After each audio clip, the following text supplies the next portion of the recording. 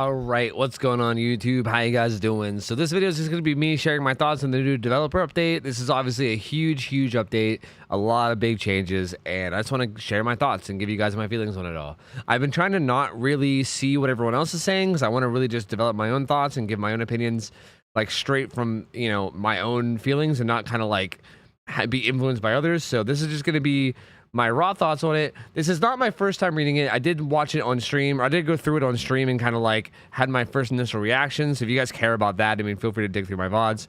But otherwise, let's just get right into it. So first things first, they're talking about the overhaul progression system. This basically just makes it so that the grind is much simplified. They already went over this in the anniversary stream. Essentially, just the way that you unlock perks is like a lot different. It has to do with like prestiging characters, and then once you prestige them, it unlocks their perk on everybody. And essentially, the important thing here, I'm not going to go through all of this because there's a lot to go through, and this is one of the least important things to me personally anyway. I know to a lot of you guys, you're going to care about this a lot because I know not everybody like me has like 9,000 hours in the game. So to a lot of you guys, this is really important. But to me, this is not really that important. I think I can sum this all up by basically saying that this is going to reduce the grind by 75%, I believe is what they said, right? I believe that's what they said somewhere. Yeah, right here, they say in the comparison section, sorry, it's like actually pretty early on. The comparison section says basically compared to the current one, they're cutting it by 75%, which is a huge, massive change. So assuming that this is actually true, the 75% number, and it does seem right based on everything that it said, essentially they're just going to make it so that you need way less blood points for everything, which is undeniably a good thing. Like, I can't see how anybody can look at this and be like upset or mad. This is like clearly a very good change, and I don't think I really need to like share my opinions on it. Obviously it's good, so just fuck yeah. I mean, all I can really say about this is fuck yeah. I'm excited for it. I'm really happy for it to be here. It's going to make like new chapters really nice as a content creator, and I think it's going to make the game a lot more accessible for people that are new to it because it's not going to feel quite so overwhelming. So yeah, this just sounds great. Okay, moving on down to the thing that I probably care about the most. This is probably the single biggest thing in the whole patch for me, and that's matchmaking incentives. This is huge. Now, this is basically where they incentivize whichever side needs more players so that hopefully matchmaking ends up being better. I personally think that matchmaking, like a difference in matchmaking players is causing a lot of issues with the game.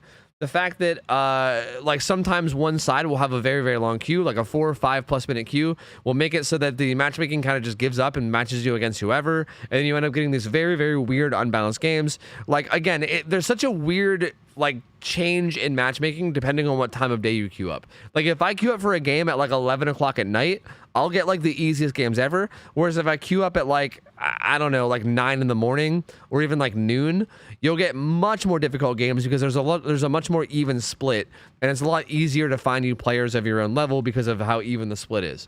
So I think something like this is going to do a really big, I think it's going to play a big role in like the matchmaking and hopefully give people less games that feel very unfair, whether you're the one that's stomping or being stomped. I think it'll make less stomp games. Whether you're the stomper or the stompee, I think it'll make less stomp games, which I think is really good. So they said that they're going to add a 25 to 100%. It says right here, the bonus ranges from 25% to 100% depending on demand levels for blood points. And I guess my only worry about this is I'm worried that that might not be enough, you know? Like, double blood points is cool, but like if somebody really just doesn't really enjoy playing killer, or they're just like somebody that really enjoys playing survivor and over killer, or vice versa, right? If they really enjoy playing killer over survivor, is double blood points enough to convince them to play the other side? I don't know. I would have personally liked to see this be iridescent shards instead. I would have liked to see it be like a chunk of iridescent shards and be like, here you go, chunk of iridescent shards. You can use them in the Shrine of Secrets if you want to get blood points, or you can like, or you can buy skins with them, or whatever you want to do, right? I think shards are like a better universal currency that could be used for a lot of different things. That would have been a lot more of an incentive rather than just like, you know, 25 to 100% blood points. But who knows? Maybe I'm wrong, and maybe blood points will be plenty. Like, maybe it'll get the job done. I'm just a little bit skeptical, and I hope it works. But if it doesn't work, I hope they don't just give up on it, and I hope they instead like maybe kick in some Eerie Charge or something. But this I'm really, really excited for. I'm really, really, really excited for this, and I really, really hope that it like does a lot for the queue times. And as long as we can keep queue times like below like a minute at all times a day, then I think the matchmaking is going to be very, very, very, very much better. Like it's going to be improved. Improved. I was gonna say very improved, but I couldn't think of the word improved. I think the matchmaking is going to be improved a lot as long as we can make that a thing. So hopefully this does a good job of it. All right. So moving on. This is like the big balance changes. So they're doing a lot of gameplay updates, and just first things first, the gen speeds. They're adding 10 seconds to gens. They're making gens go from 80 seconds to 90 seconds, which is a pretty big deal. They have not done this in a long time. If you guys don't know, when DBD was first released, I'm pretty sure generators took 60 seconds. I think in the beta it might have even been less, but I remember when the game launched, gens took 60 seconds to complete, and then at one point they bumped it up to 80, and it was like a really big change, and now they're bumping it up again. It's been years since they did that. So they're bumping it up again to 90 seconds, which is a really, really big deal. Like, this might not seem like a huge deal to just add 10 seconds to gens, but like, I'll explain as this video goes on that it is a big deal, because this affects everything. Like, everything, dude. Like, the fact that there's 90 instead of 80 means that anything that like takes a chunk of like any perk that takes like X% of a gen away now will take more, because like 10% of 90 is obviously more than 10% of 80, right? Same thing with like 20%, you know, like 50%, like it's all more. And also the same thing goes for like debuffs, right? If you have like one totem of Pentimento up and you have a minus 30% to your repair speed, it's a lot different between 80 and 90, right? Like, like you get more benefit out of things like that when the base number is higher. So the fact that the base number is being raised by 10 is actually a big deal in a lot of different ways. So this might just look like 10 seconds flat, but this actually is going to end up being a lot more impactful than just 10 seconds flat. So on top of that, they also are making it so that kicking a generator will instantly remove 2.5% of the progress, which is also kind of interesting. So it kind of makes kicking gens a lot more meaningful, and it also makes it a lot less risky too. Because I think a big thing that makes kicking gens risky right now is sometimes you can kick the gen, and then like the second you walk away, a survivor will come up and tap it and then just stop the regression. Well, now if they do that, you can just kick it again. And every single time you do it, it's going to lose 2.5. So if a survivor just keeps doing that over and over again, they're literally just going to be regressing the shit out of the generator, right? Like, you're going to be getting like a net gain as far as like regressing that gen. So it still might be worth it to do. Like in that scenario, if you're just sitting there kicking a gen over and over again while the survivor taps it, like, you know, maybe that's not good, because there's obviously 3 other survivors out there possibly doing gens. So I'm not necessarily saying that like that's a good scenario for you as killer, but it definitely makes it a lot less risky to kick gens, and kicking gens feels like it's going to be almost always worth it now, which is interesting. That's very, very interesting. Yeah, these are 2 big changes. Honestly, these are 2 very, very big. Like, I think this is a bigger change, but this is a big change too. These are both very significant changes to just baseline DBD. So that's huge. Both massive killer buffs as well. So if we scroll down too, there's even more killer. This is filled with killer buffs. Like, this patch is just filled with killer buffs. So here it says general killer improvements. The average kill rates, how many survivors kill each trial on average, are a little lower than we'd like. So I want to say, because I've been seeing a lot of people quote this, I just want to say that they haven't even said what they are. They just said that they're lower than what they'd like. I think the last time that they revealed kill rates, all the kill rates were still above 50%, except for Nurse, because she's obviously like a weird edge case. But outside of Nurse, I'm pretty sure all the killers were still above 50%, and I think some were still around like 60+%. So like, I'm not sure what the kill rates are. The kill rates might still be around 50 or 60, but I think this just means that maybe they want them to be higher. I think the devs maybe want the kill rates to be around like 70. I don't really know what they're shooting for. I don't really know what their goal is. To me, like a 50 to 60% win rate seems pretty good to me, but maybe they want it higher, I guess. I don't know. So I feel like I've seen a lot of people see, I think a lot of people are reading this and immediately being like, see, killers suck. When I don't really know if that's the case. I just want to throw that out there. So like, I don't know. I mean, maybe I'd be curious to know what the kill rates are right now, but they're definitely lower than the devs want. So basically, they're wanting to buff killers. They want the killer to feel like an unstoppable force to be feared, which, you know, I think no matter what, in a PvP setting, you're going to have situations where you're not feeling like an unstoppable force. No matter what, sometimes you're going to be going against players that are better than you, where that just doesn't happen. But hey, you know what? I'm not opposed to some buffs. So first things first, they reduce the amount of time it takes to break walls and pallets by 10%. So basically, you just kick things faster, which is really, really nice. This is really cool because also I'm not really sure what's going to happen with things like brutal strength too. So like those builds where you kick things even faster will now be even faster still. So you're going to kick things really fucking fast. This is like going to be a big deal with things like, you know, Serpent Wraith. It's going to be even stronger now than it already was, which is kind of huge. And just baseline killer in general is going to be a lot nicer. So that's kind of cool. So kicking things faster, sure, sounds great. We've also reduced the cooldown for successful basic attacks by 10%. This is also really nice. And also reduced the duration of survivor's speed boost upon being hit. These are both really, really good changes because this helps reduce that problem of like holding W, where when you hit a survivor once, they basically sprint the whole way across the map and it takes forever to catch up. This is basically like built-in save the best for last, essentially, because it's buffing you by reducing your cooldown, and it's also nerfing the survivor by reducing how much distance they get. So this is really, really good. I love this change. Absolutely, completely adore this change. I wish this would have happened years ago. This is a fantastic change. This is the only one I don't like. We tweak Bloodlust to increase in power quicker than before. So it says in most cases it doesn't activate, although there's rare cases where it can be necessary. The long buildup often leaves a killer in a bad spot, even if they eventually get a hit. We're just in Bloodlust here to activate. So basically tier 1 is unchanged, but tier 2 activates 5 seconds faster, and tier 3 activates 10 seconds faster. I just personally don't like Bloodlust at all. I just think Bloodlust is a bad mechanic and should probably just be removed from the game altogether. And I think instead of doing this, they could have maybe just worked on the maps instead and made it so that like I think the only time that Bloodlust might be necessary is when there's like a place on a map that's really, really busted overpowered. And like I feel like Bloodlust just feels like a bad band-aid for that, when they should probably be working towards actually fixing their maps.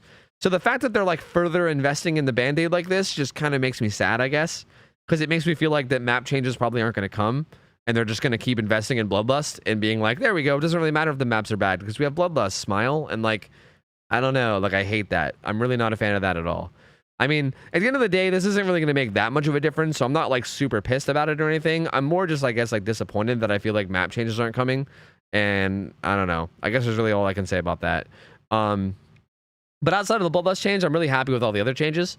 So just good. I mean, you just basically all your cooldowns and all your kicks and stuff are faster. That's just really, really nice. Okay, here's a big thing too: camping and tunneling. So on the survivor side, there's a clear preference for perks that grant a second chance. Yeah, things that are anti-tunnel and anti-camp.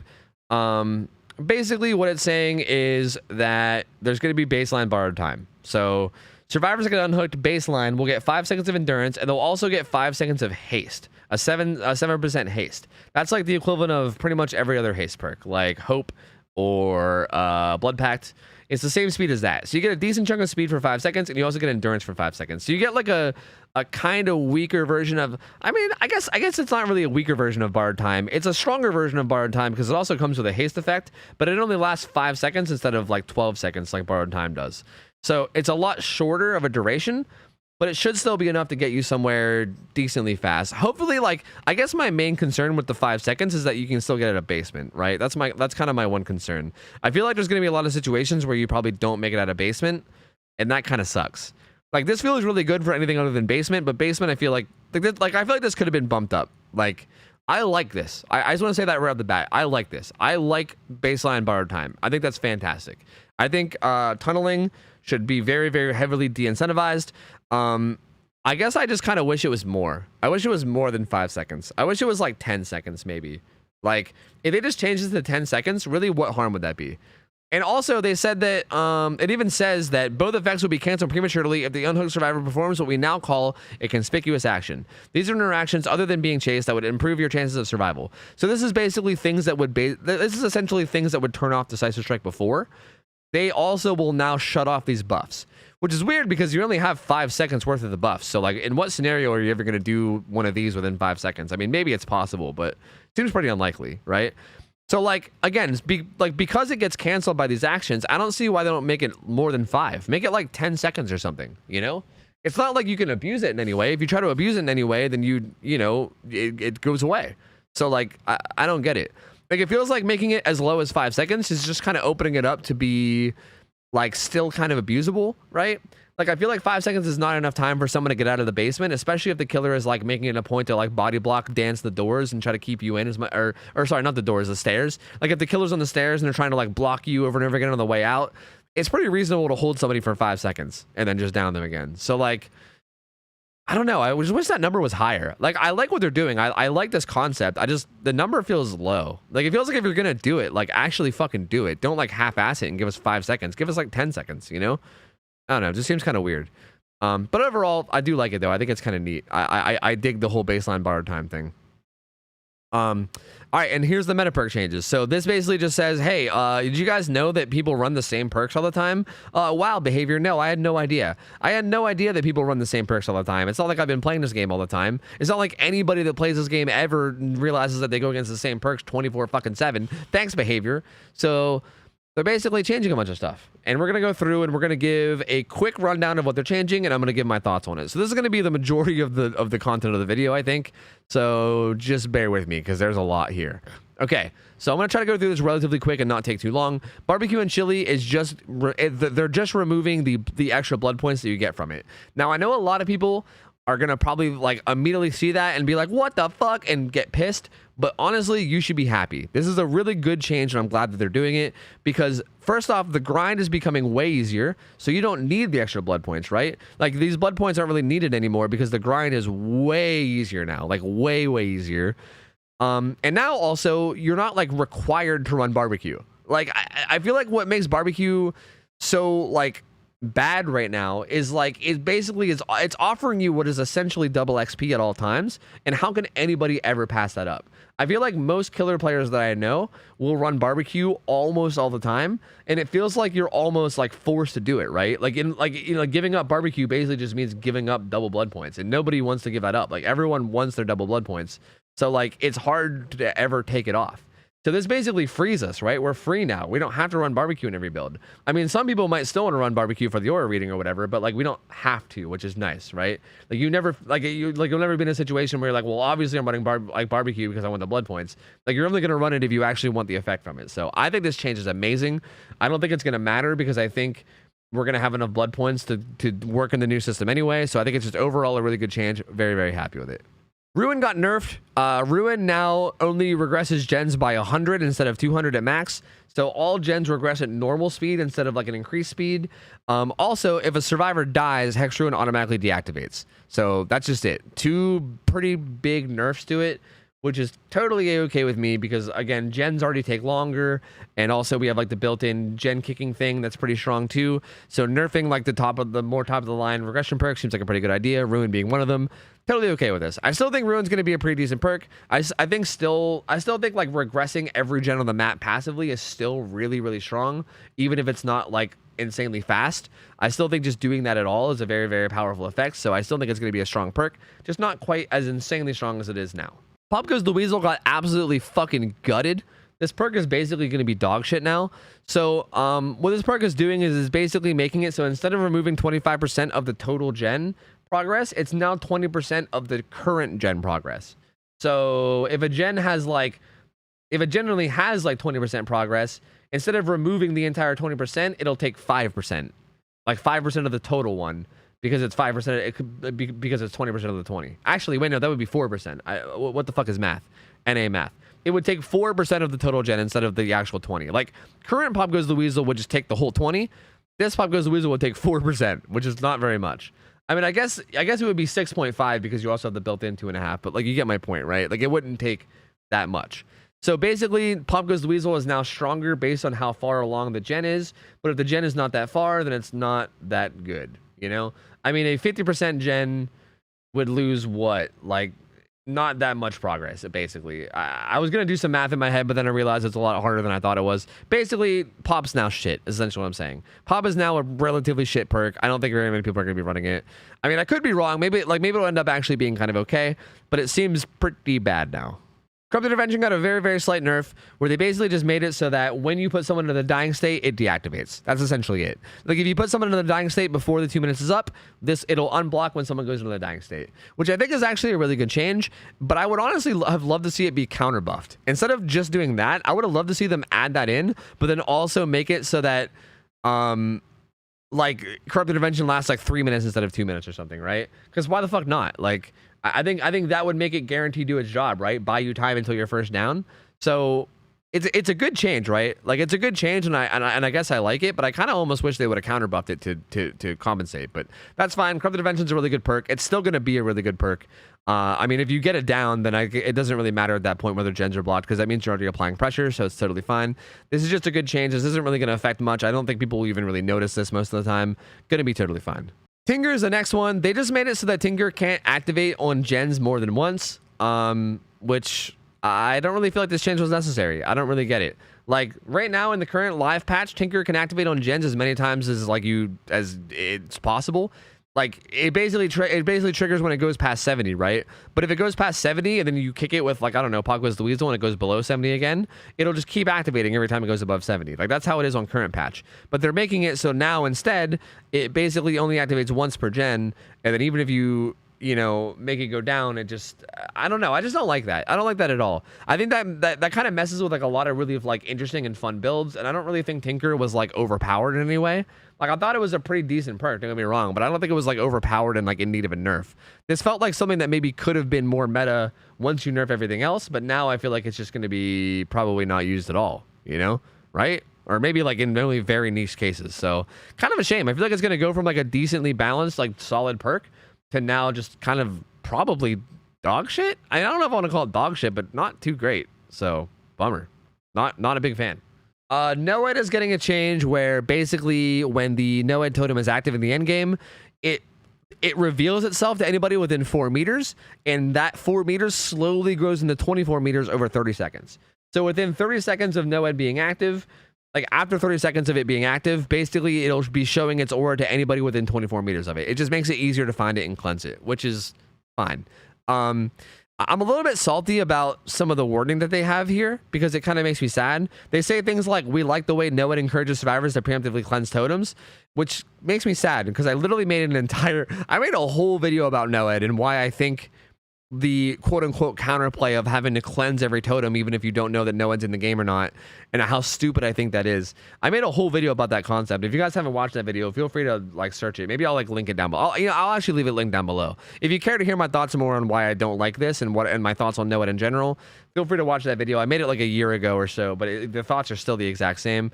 But I mean, regardless though, I'm not going to argue over a NOED nerf. NOED is a perk that I'm not a very big fan of. It's a very big like bailout perk, and I am not really opposed to this. I mean, this is totally fine. I think NOED's still going to be powerful. You're still going to get like one-shot downs if you're a NOED killer, and you still have the option of like hooking the person near your NOED, right? Like this doesn't really help survivors at all if the killer hooks the survivor near the totem and then just kind of camps them. Like what the fuck do you do? Nothing. You just die. So like, again, a lot of like the things that people hated about NOED are still going to be there, and a lot of the strengths of NOED are still going to be there as well.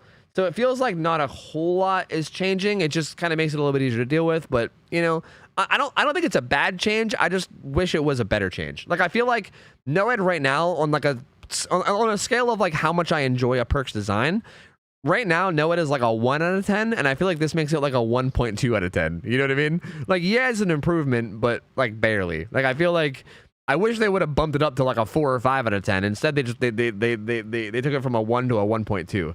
So I don't know. NOED's still going to be annoying. It's still going to be really strong, just a little bit less so.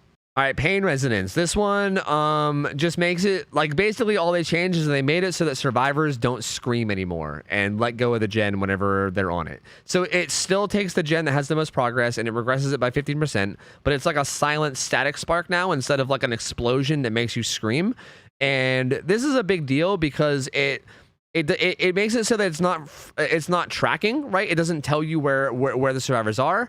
And also, it doesn't activate Deadman Switch anymore, which is also a big deal. Because Pain Resonance Deadman Switch was a very, very popular combo that's been being run for a long time. And now that'll be significantly less good because Pain Resonance won't just activate Deadman Switch instantly. Instead, you'll have to like actually run over and get it blocked yourself, which is kind of a big deal. So overall, good change.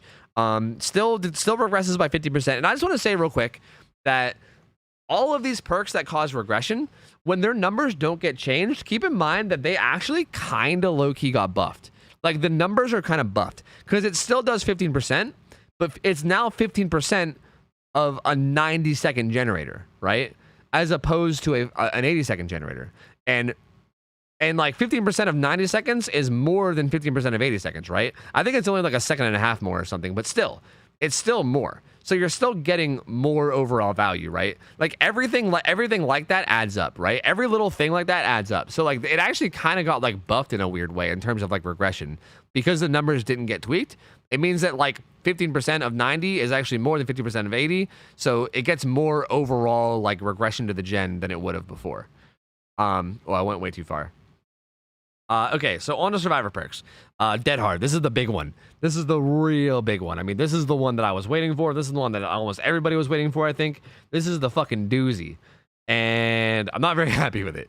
I'm not very happy with it, but also it's hard to say how much I'm going to like it or hate it until I see it. So basically what they're doing to Dead Hard is instead of pressing E and dashing forward and getting immunity for half a second, now they're making it so you press E and you just get endurance for a second. That's it. Endurance is basically like borrowed time. It's like styptic. It's like a really fast styptic agent that you could activate at any point by pressing E. Apparently people have asked the devs, and the devs have said, I don't know where it was, maybe on Twitter, maybe on the forums, I don't know. But apparently I'm told by people that people have asked the devs whether there will still be an animation, and they said that yes, there will be an animation to tell you that the survivor's dead harding. Because that's like an interesting thing, right? If the survivors aren't actually dashing, then how do you know that they're using dead hard?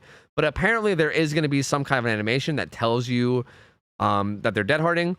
But they get a whole second of endurance now, whereas with current dead hard, they only get a half a second of iframes. Now here's what's going to make this good or bad. Like, I don't know how this is going to work, right?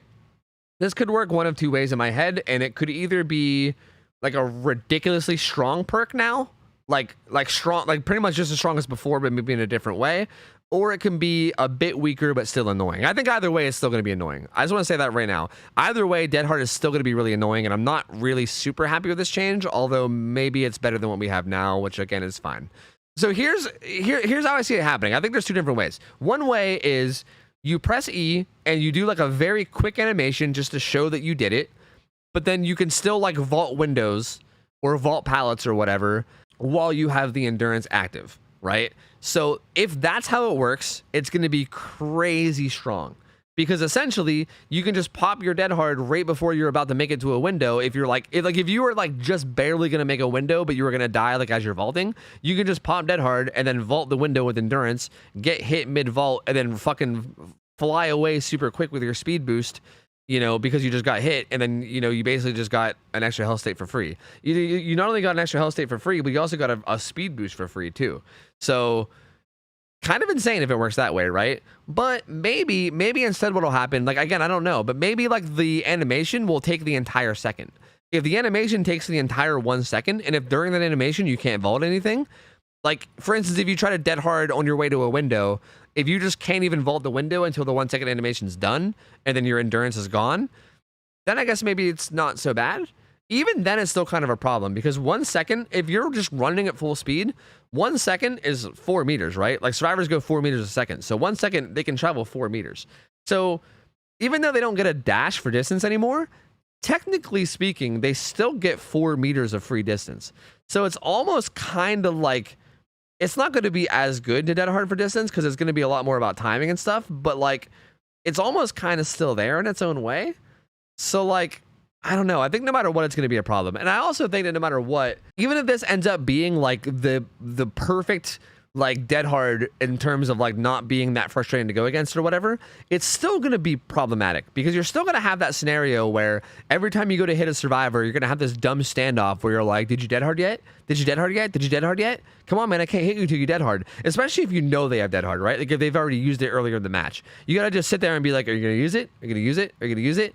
And like, it's just such a dumb scenario. I just don't like that scenario. I don't like the scenario where like a killer literally cannot hit the survivor because they have to like wait for a perk that might exist or that they might use. Like, I don't know. I just find it dumb. I feel like if a survivor is in a position to get hit by the killer, they should just get hit. This whole like weird, like have to wait it out and bait it out, but also like the survivor is going to like wait a long time to use it situation. Like, it's so stupid. I just hate that. I hate that, and I hate that that's still going to be in the game. Although if this is better than current dead hard, then, you know, at least I'm happy with that. If it's an improvement, then I'll take it. But I will say that I really wish they just changed it altogether. This is, again, this reminds me exactly of the NOED change. Like, yeah, it's better, right? it's probably better. But I think it's going from like a 1 out of 10 to like a 1.2 out of 10, you know? Like, I think I'm still going to hate it. I'm just going to hate it like very slightly less. So I guess good job, but also like I can't tell whether I'm happy or mad about this. Like, I'm happy that it's going to be weaker, but I'm also mad that it's like still going to be annoying. I don't know. I can't tell. Maybe I'm just being a baby. I don't know. But it's just a shame. I just feel like I wish it was more. I don't know. And also, again, I think it's going to depend on how it works too, because I can't really say exactly how much I'm going to hate it or not hate it. I really got to wait until I get my hands on it and like see how it works. But I definitely will say that I'm worried about it, and I definitely wish I read something else, is what I'll say. They nerfed the fuck out of DS. I don't know why they did this. They made it so that DS only stuns for 3 seconds now instead of 5, and they also made it so it doesn't activate during endgame collapse anymore. And it says at the end of the match there's moving forward, will deactivate when the exit gates are powered. Okay, yeah. So when exit gates are powered, not even endgame collapse. So when exit gates are powered, DS is just no longer activatable. And not only that, the stun goes from 5 seconds to 3. I hate this change. I think this change is dumb as fuck. This might be a bit of a hot take, and if you're a killer main, you might get really mad at me for saying this, but I don't care because it's my opinion, and I'm just going to say it anyway. In my opinion, if you're relying on tunneling a survivor off hook in the end game in order to get a kill, then it sounds like you probably have been getting your ass kicked all game anyway, and I don't think you deserve that kill. So I don't like the whole like DS deactivating during the end game thing. I think it's dumb. I think DS deactivating activate during the end game was a totally fine thing to happen.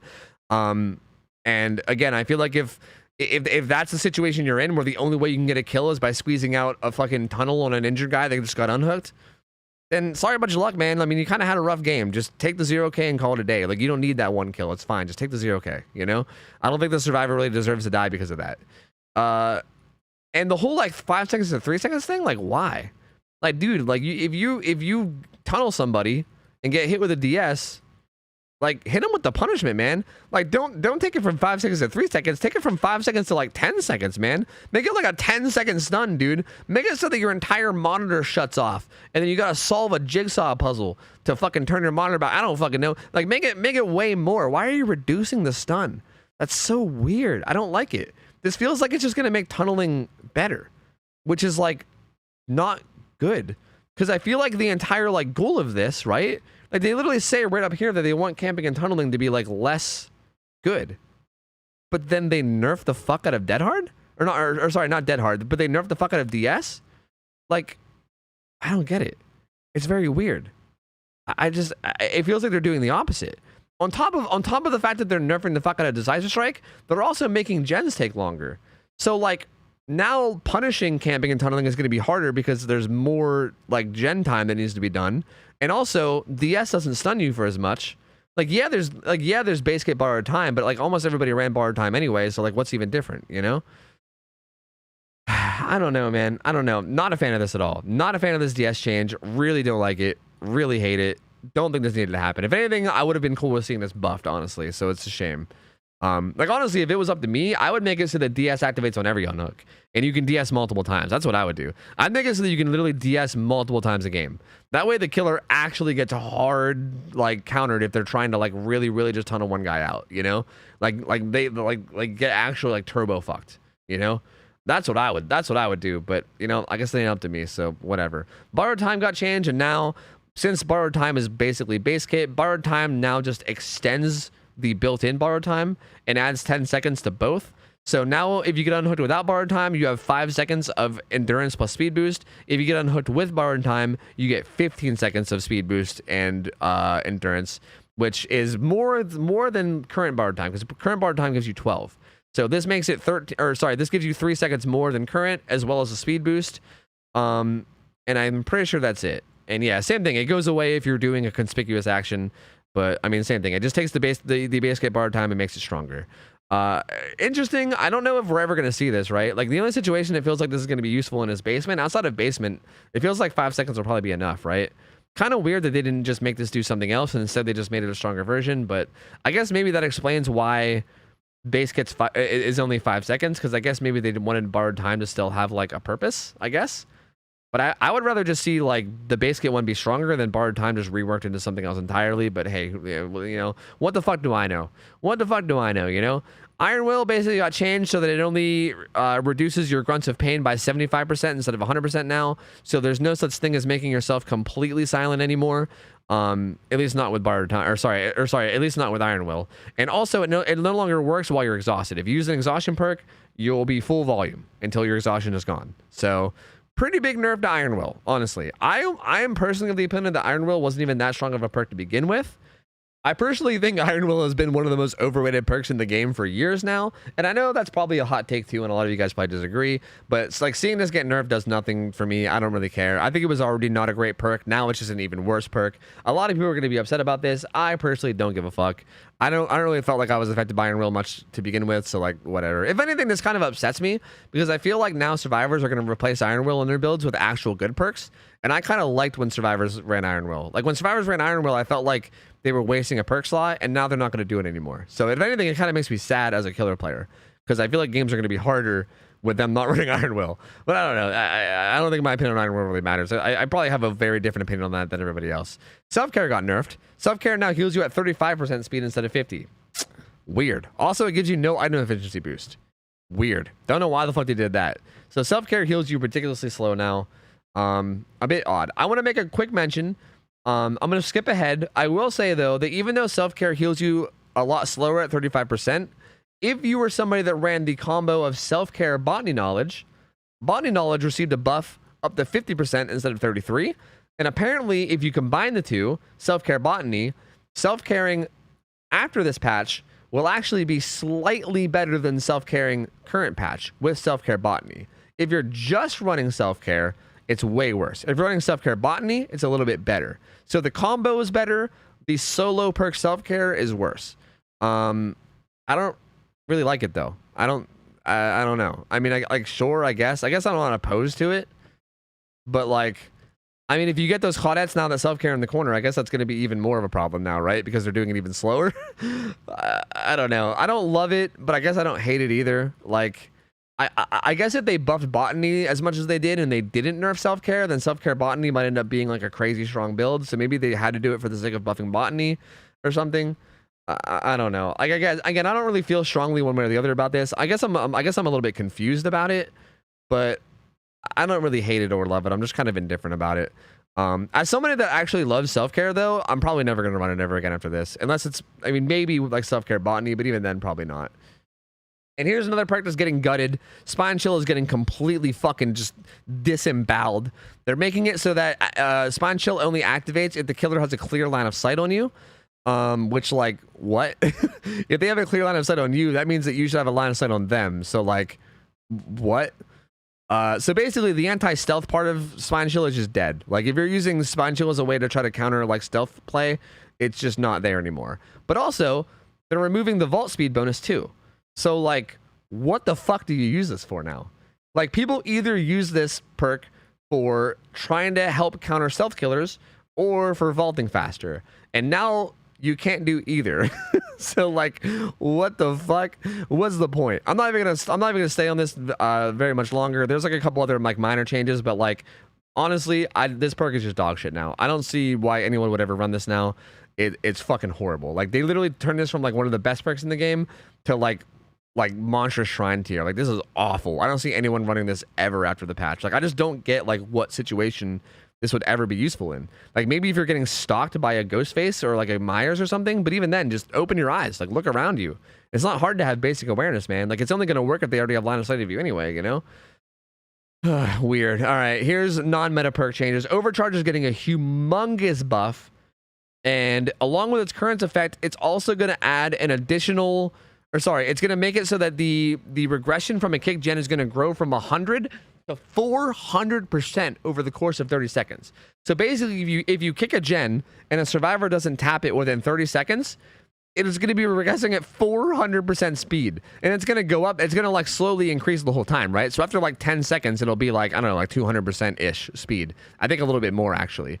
So this seems kind of nuts. This seems kind of nuts. Like, if you find a solo survivor at a gen that's kind of isolated from the rest of the survivors and you like kick it and then chase them away, that gen will start to progress really quickly, really fast. Like, that shit will start to fly down, which is kind of nuts. Like, this feels like the biggest buff out of anything in the whole patch. Like, that seems insane. Eruption's also getting a change that makes it so that the numbers are just higher. Like, right now, I think Eruption is like 7% when the gen explodes, and then the person gets incapacitated for 15 seconds. Now it's 10% in 25 seconds. Now, these two buffs are kind of insane. I'm pretty sure these two perks ran together are probably going to be very meta now after this patch. And this is also kind of crazy because, like, again, something I need to remind you guys is that the generator speeds got increased to 90%. So, like, again, I talked about this with Scourge Hook Pain Resonance, but, like, anything that's a raw percentage of a generator already kind of got buffed based off of that.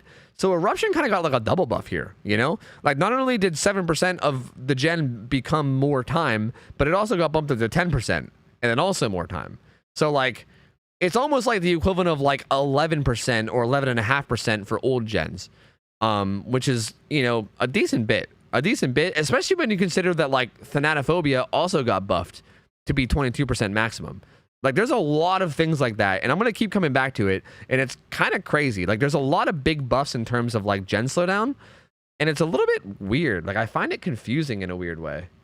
But anyway, I'll come back to that a little bit more at the end whenever I do, like, an overall overview. Knockout got buffed a little bit just by making it so that survivors that are down by it, they crawl slower, and also their recovery speed is slower for 15 seconds. I guess, sure, fine, whatever. Knockout's still kind of hard countered by people that, like, either have comms or are running, like, perks like, you know, like empathy or bond. So not really a huge deal, but I guess it's okay. I mean, might as well, sure. Coulrophobia is making it so that skill checks are 50% faster whenever they're in range, which is honestly kind of cool. And by 50% faster, that means that the actual, like, spinny circle is going faster, like it travels faster, which actually sounds kind of sick. Because if you run that with things that, like, you know, cause skill checks or things that make skill checks harder, like maybe killers like Doctor, or maybe things like Hunter's Lullaby, it actually sounds like it might be nuts. Like, Lullaby Coulrophobia might be really nuts with the new update. What I don't understand is it doesn't say increases, it says increases the speed of skill checks, but it doesn't say healing skill checks. It says to make healing in the killer's terror radius even more unappealing, Coulrophobia will now increase the speed of skill checks. I'm guessing it's only healing skill checks, right? I'm guessing. I think. I would assume. If this ends up being not healing skill checks and all skill checks, then this perk sounds like it might be nuts.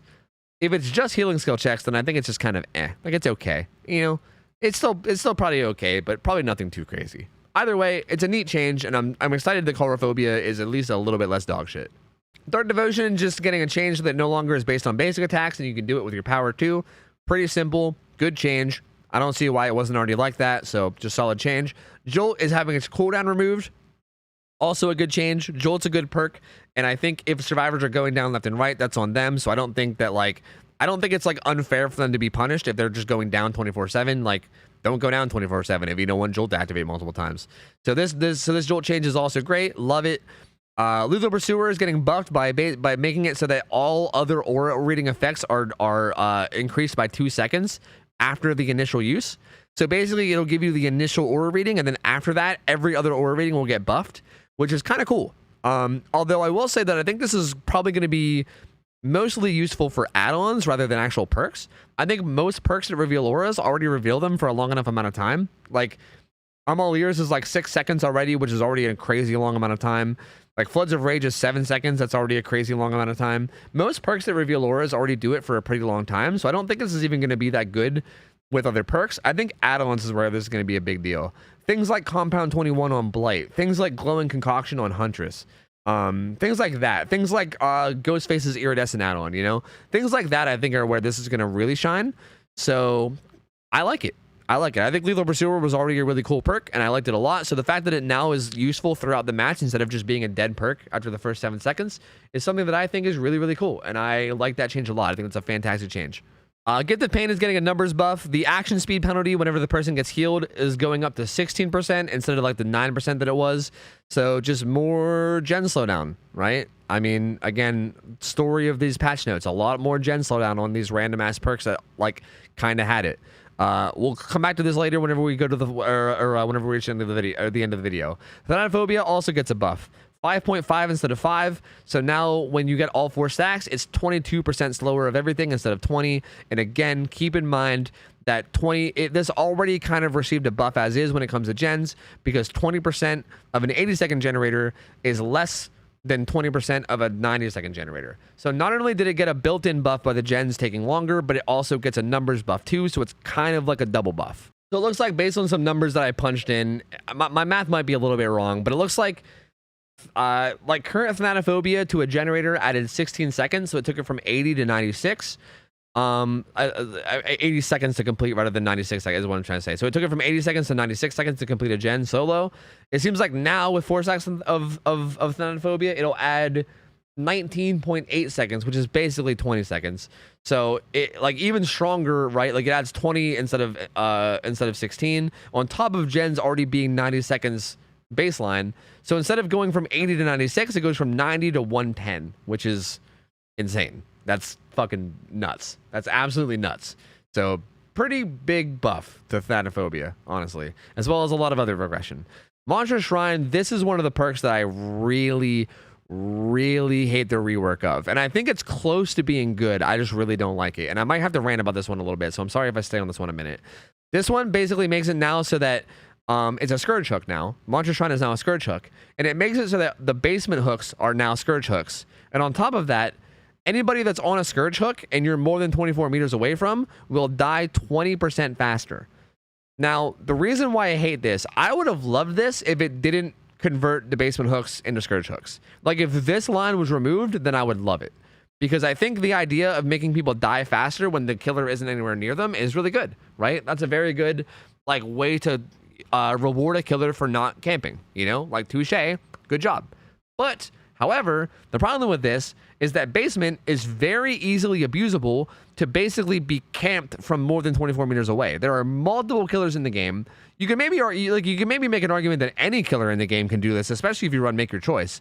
But even without Make Your Choice, there are many killers in the game that can basically camp basement from more than 24 meters away. I mean, Hag can set traps, Demo can set a portal, Dredge can teleport back.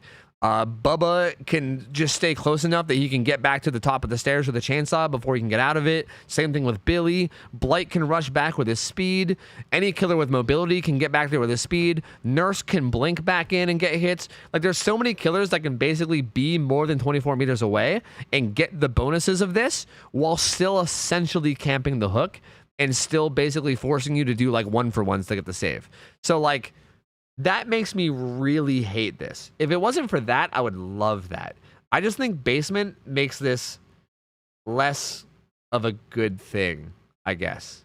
Like, I don't know. It makes it really hard because it makes it really easy to just, like, stay just far enough away that, like, the person's dying really fast. And they're like, ah, shit, we really got to save this guy because he's dying really fucking fast. And if they don't save him, then obviously, like, that's good for you, right? That's a character out of the game. That's like essentially tunneling someone for free if they don't save him. And if they do save him, you just go right back and kill them and then put another person on the hook and rinse repeat. And it just seems like it's going to apply a bunch of pressure. And it's just going to kind of, like, reward camping. Even though it's not, like, direct camping, it's, like, pretty much camping. You know what I mean? And you can basically just get the benefits of both. Like, it feels like what this perk is supposed to be is like, hey, we'll trade you the benefit of camping and trade you the benefit of hook play for, like, this faster kill. You know, it's like a trade-off. But instead of it being a trade-off, you just can get both, right? Like, you can literally just get both, and, like, that sucks. You know. So, I don't know. I hate this. If it didn't affect basement hooks, I would love it. But the fact that it's going to affect basement hooks makes me absolutely fucking hate this. And I think this perk is going to be absolutely fucking miserable to go against. It's going to be horrible to go against killers that are using this perk. Especially killers like Hag, dude. Like, a Hag using this perk, oh my god, it's going to be fucking misery, dude. Oh, I hate it. I just thinking about it already, I hate it. I'm just going to move on. Survivor perks, Calm Spirit randomly got a nerf. Like, I think they were trying to buff it, but they nerfed it. Because Calm Spirit will now make you open chests and cleanse totems silently, but you do it at 30% reduced speed. That's like a big reduction. 30% is a lot. So, like, yeah, you're doing it quietly, but that's really fucking slow. I don't know why the reduction, like, why did they reduce speed? That's so weird. You could have not done the reduced speed, and it's not like it would have been OP. Like, if they just made it so you open chests and cleanse totems silently, on top of its current effects, would anybody be like, oh my god, Calm Spirit's OP? Like, no. Why did they have to add this? It's so weird.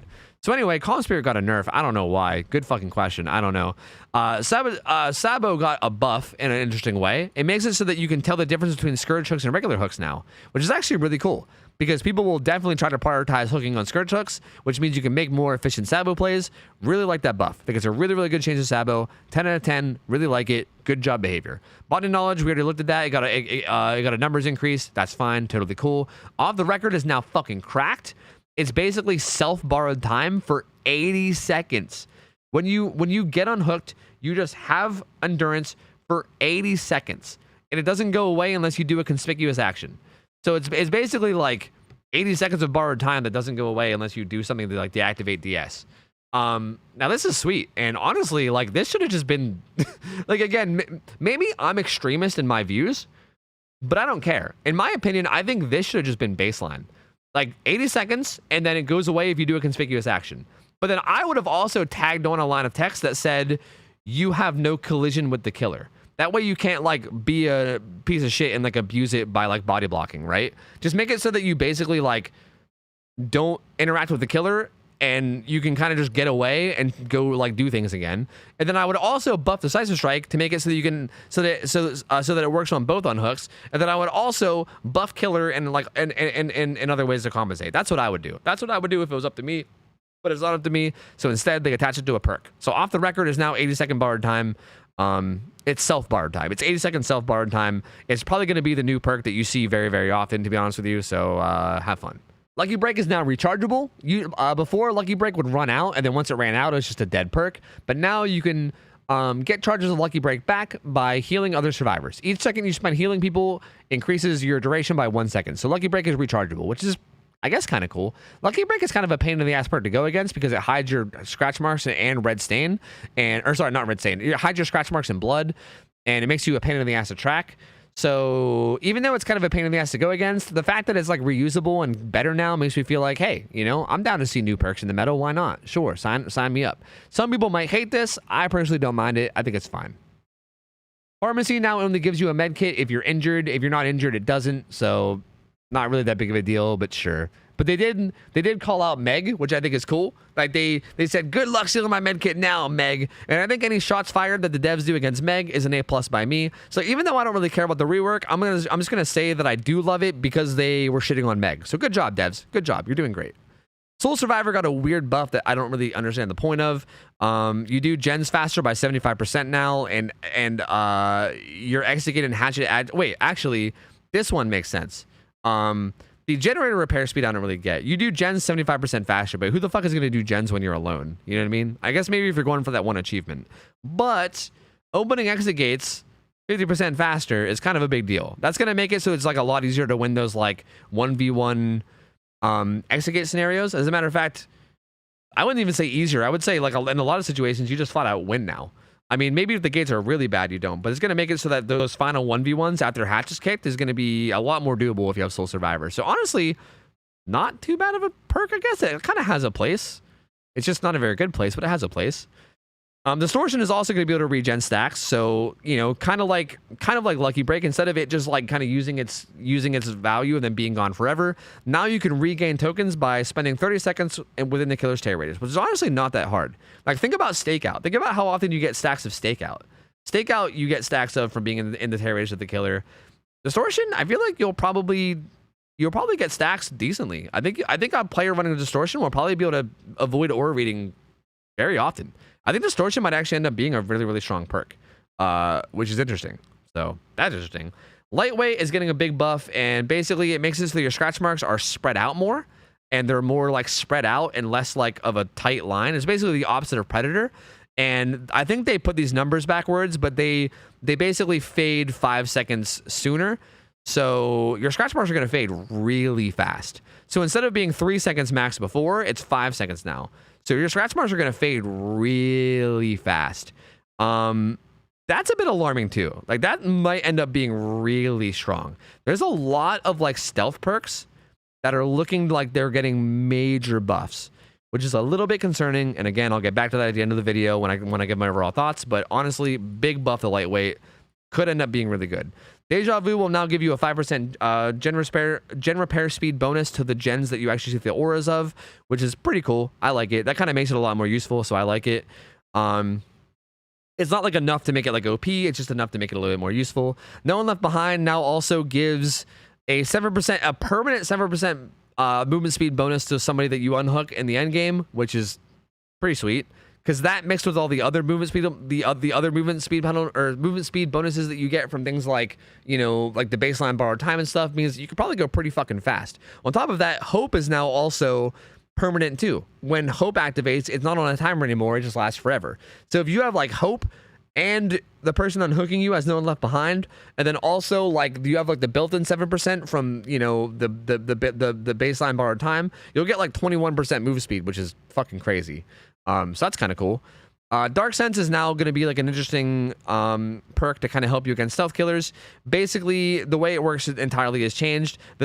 Basically, when a gen's powered, this perk activates, and then the next time the killer comes within a certain radius of you, which is 24 meters, their aura is revealed. So it's kind of like a it's kind of like a good perk to help you stealth, because, you know, if it's activated and the killer's coming near you, you can see exactly where he is and where he's coming from, so you know how to hide from him properly. Again, another pretty decent stealth perk buff, which is a little bit concerning, but, you know, whatever. TENACKITY is getting a little bit of a buff where it reduces your grunts of pain by 75% while you're in the dying state. Not a big deal, but kind of a nice buff. Not a huge deal, but also, why not? I think TENACKITY was already kind of a strong perk, so, like, it's cool that the buff is minor. It's still good. It was good. It's going to be a little bit better. That's fine. We already talked about Hope. Overzealous is getting a buff where now if you cleanse a Hex Totem, the bonus you get to repair speed is going to be doubled to 16% instead of 8%. So, again, something I'm a little bit worried about is that, like, things like this, because Overzealous is kind of a stealth perk too, right? Because your bonus to gen speed goes away when you take a damage state. So the idea with Overzealous is you cleanse a totem, get your bonus to gens, and then you stealthily do gens, and you try to avoid getting found, because if you get found and you get hit, then you lose your bonus. So again, the fact that Overzealous has this buff where you can get up to a 16% bonus, and all these stealth perks are getting buffed, makes me kind of worried about the idea of like a stealthy gen rush type build, and how fucking annoying that's going to be to play against. Like, that sounds like it might be fucking miserable to go against. So yeah, We're Gonna Live Forever also is just getting the extra blood points removed from it, just like barbecue and chili, which again I think is a good thing. But it's also getting like an extra effect where basically now when you would get a token before, now instead it activates the perk, and the next time you would pick up a survivor from the dying state, they basically have like soul guard. It's like a soul guard that you can get over and over again, and it activates by either taking a protection hit or getting a safe unhook. So it's kind of like reusable soul guard, which is, I guess, kind of cool. You know, it's neat. I guess I like the change. So that's it. Those are all the changes. I tried to go through it as fast as I could while still covering everything. I'll say that overall, I'm happy and unhappy with this. I don't really know how to sum up my overall feelings on this patch, because I have very, very mixed feelings.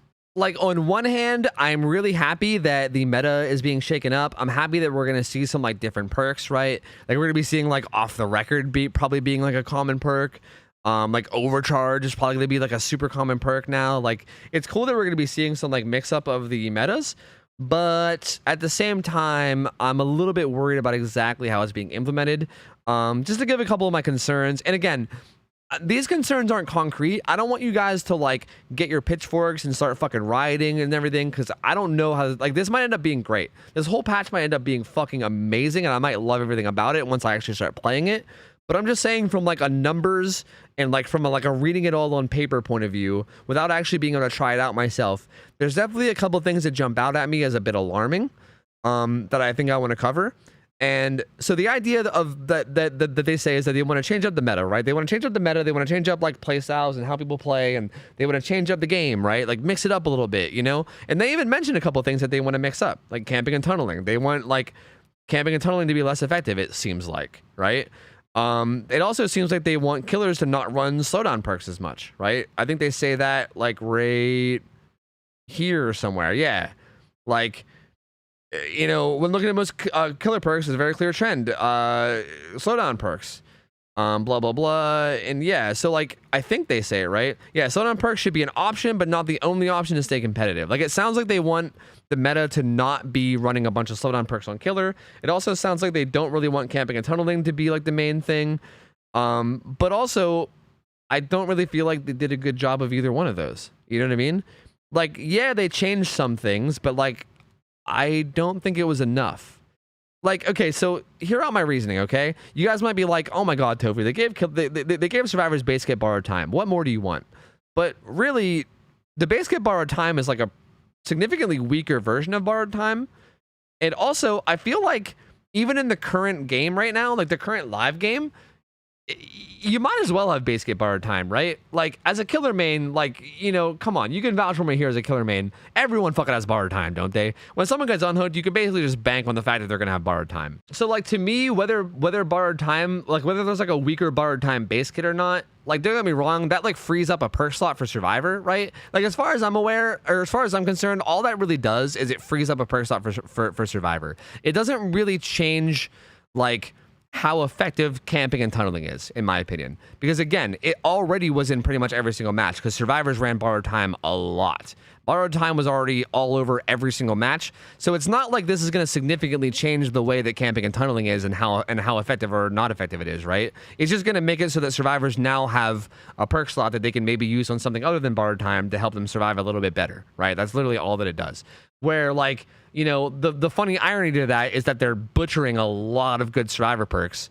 So that extra perk slot is going to be possibly hard to find a good perk to fill a slot with anyway, since a lot of the good perks are getting fucking slaughtered.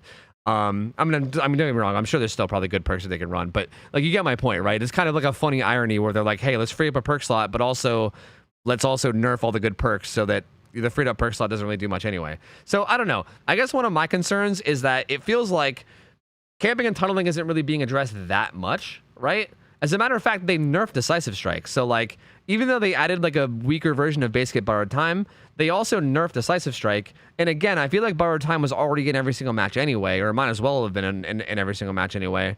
So it feels like camping and tunneling almost might have got a buff because the gen speed stuff, right? Like, gens take longer now. And that means that like, okay, so say like someone's getting hard camped, right? What does everyone tell you to do to counterplay it? They say, just do gens, forehead. Just slam out the gens and leave. But if the gens take longer, then that's like better for the camper. So it feels like overall, I can't help but feel like tunneling is just going to be more effective now.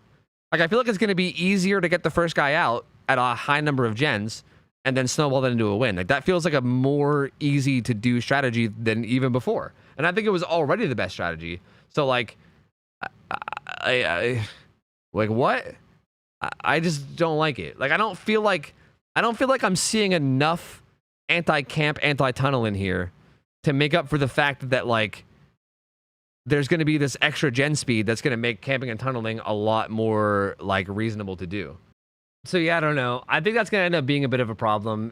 Hopefully it's not. Like, maybe Basekit borrowed time is going to be better than I think, and maybe things will be okay. Like, maybe there's something that I'm just not understanding about it, but to me, like, again, on paper, it just feels like it's going to be easy. Because, okay, here's one more thing I want to say too, is that I think right now, even in the current live game, I think if all you care about is winning, I think the best strategy is to literally just go ahead and tunnel the person that gets unhooked, even if you know that they have both borrowed time and Decisive Strike, right?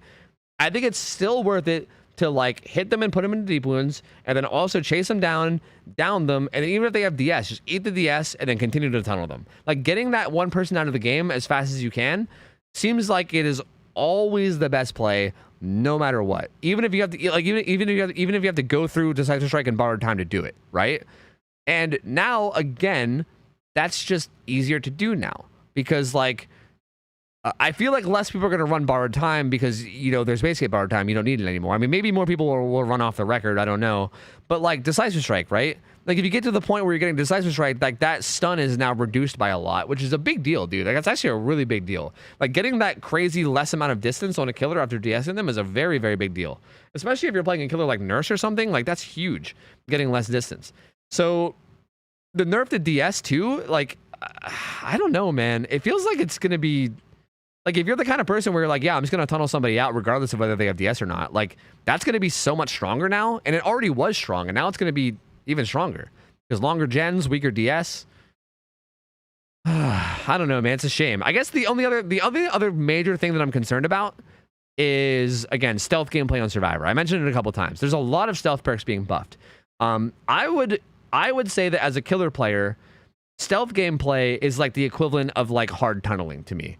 It's like a very efficient way to play, but God, is it so fucking anti-fun to go against. Like, there is nothing more miserable to me as killer than running around and looking for a bunch of survivors that are just stealthing like crazy. It drives me insane. And it feels like there's a lot of ways, especially when they're good at stealthing too, right? Especially when they're actually stealthing well. It's really frustrating because you're just walking around, you can't find anybody, but gens are popping left and right, and you're like, well, how the fuck can I find it? Like, how can I stop it when I can't even find anybody? You know what I mean? And it feels like that's getting a pretty big buff with a lot of these perks, right? The distortion buff seems huge. Whoops, I didn't mean to click on that. The distortion buff seems huge. The overzealous buff is like decent. I would say even the dark sense buff seems like pretty solid. Like, there's a lot of like stealth perks that are getting like a pretty like sizable buff to the point where I'm kind of worried about like, I'm kind of worried that the meta of the game is going to shift to like survivors stealthing like crazy and then killers tunneling like crazy, like even more so than what's already in live, you know? And I guess that's my concern, because if that's what the meta, like they're like, hey guys, let's shake up the meta. But if that's how the meta ends up shaking, if that's what the meta gets shaken up into, then bro, like, that's not, what the fuck? I'll take current live patch, you know what I mean? Again, I don't know if that's what'll happen. Maybe it'll be fine. Maybe I'm overreacting. Maybe I'm being an overreact Andy, and maybe everything's gonna be fine. I don't want you guys to like get your pitchforks or anything. There's definitely a chance that I'm wrong, and maybe once we actually play the PTB, maybe we'll be able to see that the patch is actually good, and maybe these concerns won't be actual concerns, and maybe everything will be okay. I just, like, that's my definite concern. I will say that I am really happy to see a lot of perks that normally aren't going to get used being used more. It is nice to see like big ambitious changes, no matter what, right? Even if the changes, I think, even if they end up being bad changes, I think the fact that they're making big ambitious changes is a good thing. And even if this patch ends up not being a super desirable patch, I think at least it shows that they're willing to try things, which I think is good, because that's something that everybody's been wanting for a long time, is for them to just try things. So I think no matter what, this is a good thing, because I like that they're willing to try things. I think that's fantastic. So overall, happy that there's big changes coming. A little bit concerned about how it's actually going to play out, but we'll see when we get there. And that's my final thoughts on everything. This video is probably really fucking long, but I wanted to get it out there. So I hope you guys enjoyed it. Leave the video a like if you guys liked it. Subscribe if you want as well, because I upload literally daily. I'm also live on Twitch. I'm also live on Twitch 6 nights a week. So feel free to I can't. Sorry, I was trying to do it fast, but I couldn't do it. I'm live on Twitch as well, 6 nights a week. Feel free to come say hi. That's it for me, guys. I'm getting out of here. This video is already way too long, so I'm just gonna end quick. Hope you guys have a good rest of your night. I'm out of here. See ya. Take care. See ya. See you later. See ya.